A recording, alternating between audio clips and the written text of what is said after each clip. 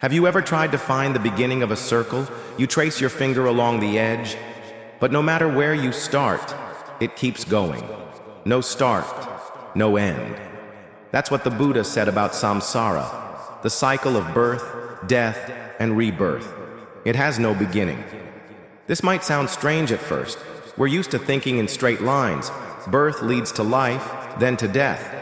But in the great turning wheel of existence, there's no first cause you can point to. Why? Because we've been circling for lifetimes, caught in a loop powered by two hidden forces, ignorance and craving. Ignorance, avidya, is not just not knowing. It's not seeing the truth of suffering, impermanence, and the illusion of a solid self. Craving, tanha, is the endless thirst to be someone, to have something, to escape discomfort. Even our spiritual longing, if rooted in ego, can feed the wheel, and so the wheel spins. The question isn't, when did it start? The real question is, can it stop? And the answer lies within you. Stay with me, because what comes next might change the way you see life and yourself forever. The endless cycle, waking up from samsara. Part 1. The wheel that never stops turning. Imagine a potter's wheel. With just one push, it spins, round and round, long after the hand has left it. That's what samsara is like, the cycle of birth and death. Once set in motion by karma, it keeps turning, fueled by forces we can't even see. The Buddha used vivid metaphors to wake us up to this truth. He once described samsara as a blind man searching for a black ox in the dead of night, while a skilled archer shoots arrows into the sky without aim. It's a picture of deep confusion, of beings wandering aimlessly, driven by desires and delusions they don't understand.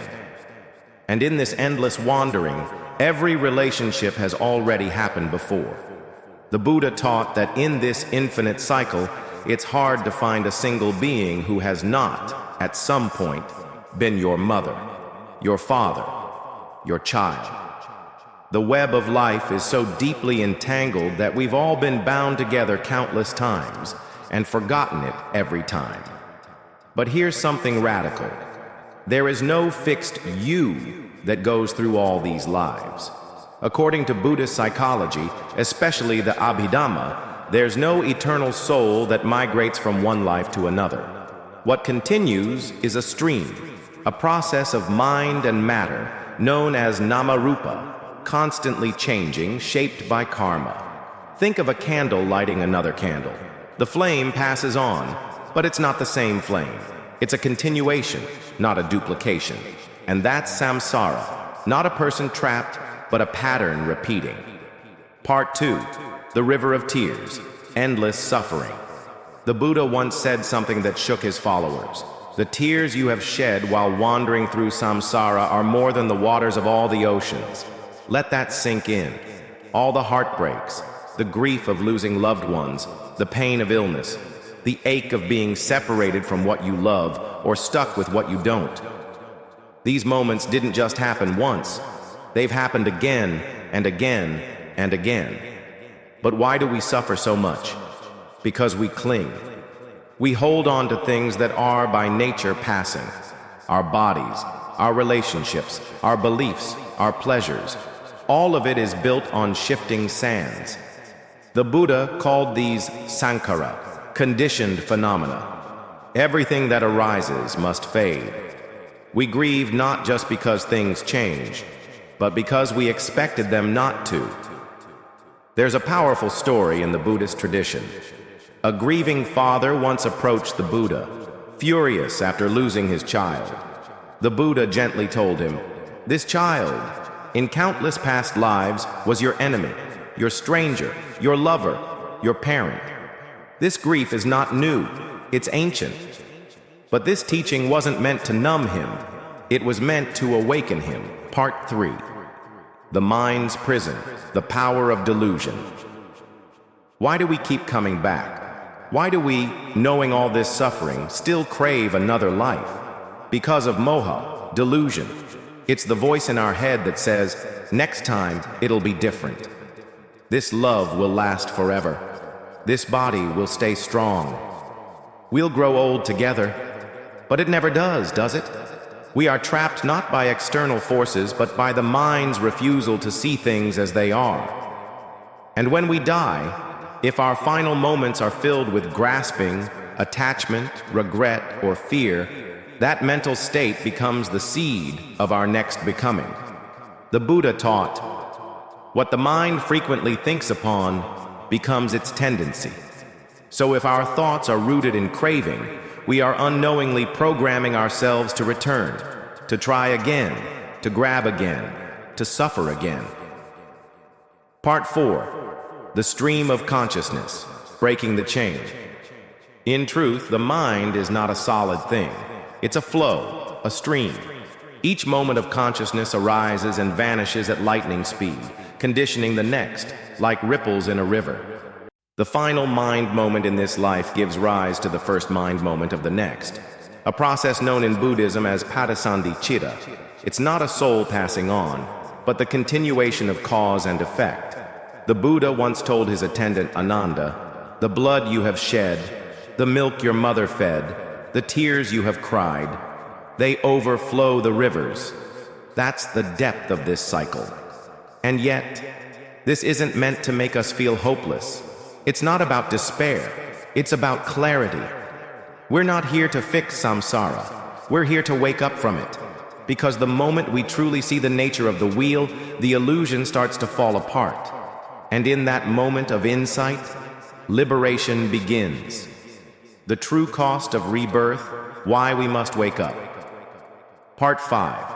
A mountain of bones, the hidden price of samsara.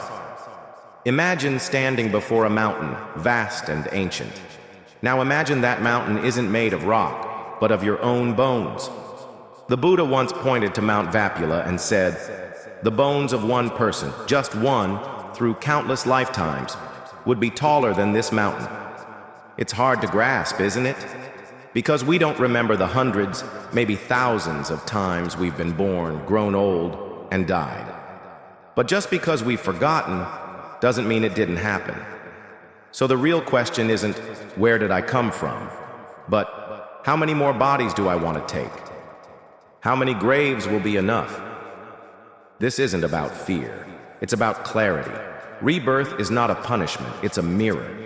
When we start to see samsara clearly, its repetitions, its weariness, we begin to feel a deep dispassion, a longing not to escape life but to stop running in circles. This insight is called yoniso manasikara, wise reflection. And from that seed, something powerful is born. Mindfulness, sati, helps us witness each moment of mind arising and fading. Wisdom, panya, reveals what is real and what is illusion. And energy, virya, gives us the strength to stop postponing our awakening. The wheel of suffering doesn't stop because we hope it will. It stops because we see it and step out. Part 6. The 6 doors. How the world enters the mind. Every experience we've ever had entered through just 6 doors.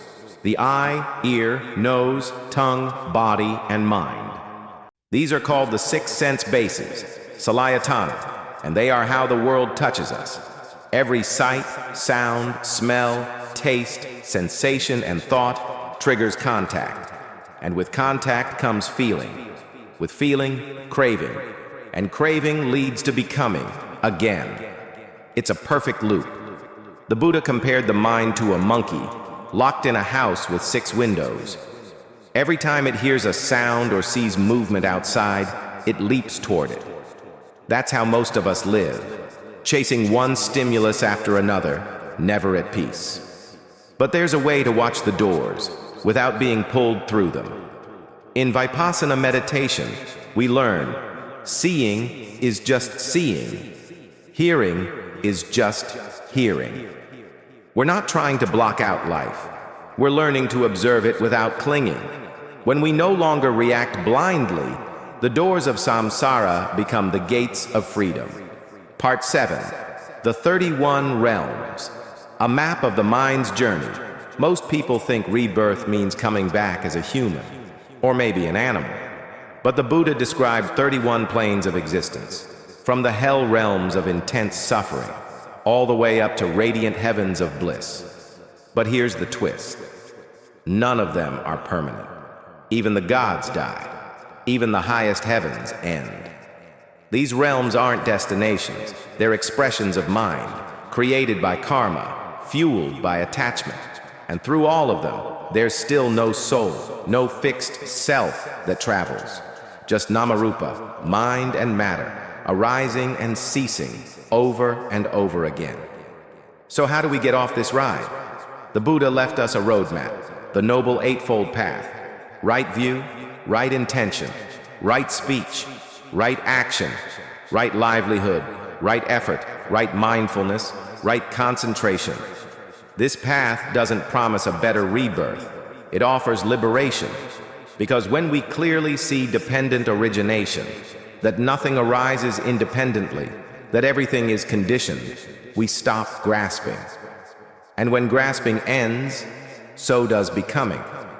This is Nibbana, not a place, not a void, but the end of constructing, the end of becoming, the end of suffering. Not because the world changed, but because we did.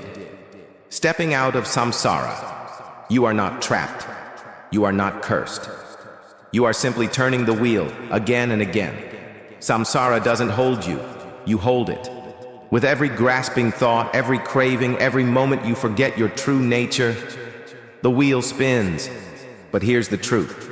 The moment you see clearly, the spinning stops. You don't need to destroy the world to be free. You just need to stop clinging to it. Let go of the illusions. Let go of the idea that anything here will last. And then walk the path. Not blindly, but with wisdom. Not later, but now. Not because it's easy, but because it's real. The Buddha didn't just offer teachings. He offered a way out. So may you walk that path, not in fear, but in freedom.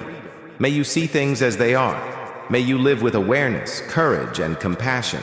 And may you be free, not someday, but in this very life. May you awaken, step by step, until the wheel of becoming finally comes to rest.